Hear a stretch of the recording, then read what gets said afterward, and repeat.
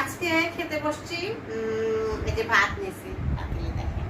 আর এই যে রুই মাছ ভাজা, এই যে এখানে রুই মাছ ভাজা আছে, মিষ্টি কুমড়া ভাজা, করলা ভাজা। কিন্তু খুব গরম পড়ছে, তো বলার অপেক্ষা রাখে না। আর এখানে আছে চিকেন।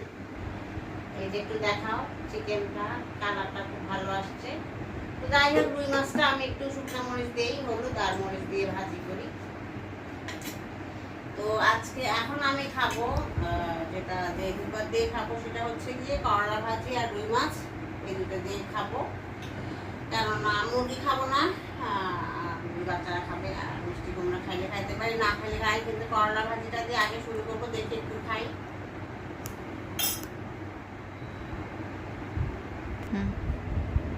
করলা ভাজিটা দিয়ে আগে খাই।